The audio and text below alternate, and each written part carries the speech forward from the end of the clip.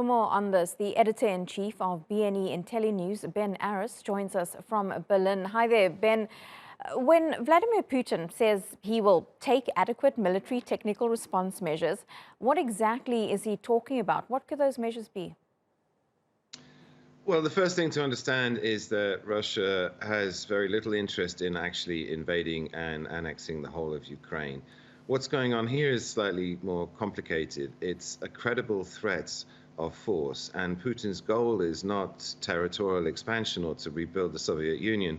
What he's trying to do, and actually has succeeded in doing, is putting the whole issue of NATO and NATO expansion on the table, and he's demanding that NATO and the West engage in negotiations to create a new post-Cold War security deal.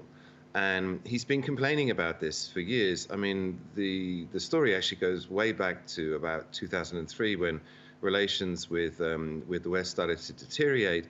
And Putin's been telegraphing his unhappiness about NATO's expansion. Ever since then, he said explicitly in a speech at Munich Security Conference in 2007 that Russia's done nothing about the expansion and would push back. But then it took him another 14 years to get ready. He started investing in modernizing the army in 2012. He annexed Crimea in 2014. He almost immediately afterwards started funding the insurrection in Donbass in 2015, which makes it impossible for Ukraine to join NATO. And it's only now that he feels Russia is strong enough to face down the West and to force this issue onto the table. And that's partly because, Russia's built up $600 billion in hard currency reserves, which is like the third biggest in the world, and it's paid down its debt, so it has almost no external debt.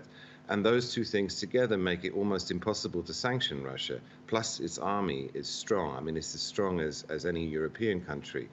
And so now he's changed the game. Russia, the Kremlin, has been hardening its lines since the beginning of this year.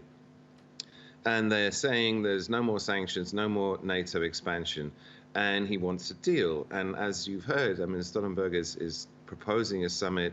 Biden also proposed talks between NATO and Russia. And so Putin's got what he wants, the start of a negotiation for a new security deal. Okay, so Putin getting what he wants, as you say. They're expected to meet early next year. Do you think that NATO will be able to come to some sort of agreement with Russia? Because there have been indications that although there were concerns that, or Ukraine rather, wants to join NATO, that NATO isn't going to make that happen. Indeed. I mean, Zelensky was in Brussels just this week, and he said explicitly, and he's been saying all year, he wants a concrete timetable for joining NATO. And the argument is sovereign nations like Ukraine have the right to make military alliances with whoever they want to. The Russian argument is that in international law, if you do that and the military alliance threatens a third country, in this case Russia, then that's a legitimate reason not to allow those military alliances to happen. And we're kind of like in this confused situation whereby NATO has explicitly not offered Ukraine membership, nor even the map, the membership accession plan. And so Ukraine's been left in limbo. And this security deal is going to be incredibly difficult to do.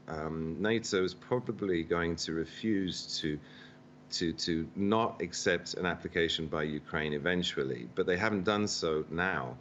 And the only positive thing in this talk is the ultimatum that Russia's issued about talks to settle this NATO question, to settle the status of Ukraine in Europe in the future. There's no timetable. So Russia's offering open-ended talks. These talks could go on for years, and actually it's probably an improvement because at the moment Russia's only leverage is to turn up the military fighting in Donbass, insurrection in the country. And if that whole argument moves from the battlefield to the negotiating table, then we can expect things to calm down. But as for a resolution, it's going to take a long time. And as you say, it seems unlikely NATO's going to agree.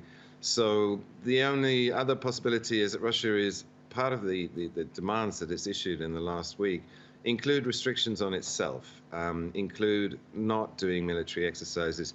And actually, the restrictions it's proposing that would apply to itself would prevent it from bringing forces up to the bases near the Ukrainian border. So there is some common ground. So, however, it's going to be a very long, difficult process. A long, difficult process, and one we'll be watching closely. Ben, Aris, thank you so much for unpacking that for us. Pleasure.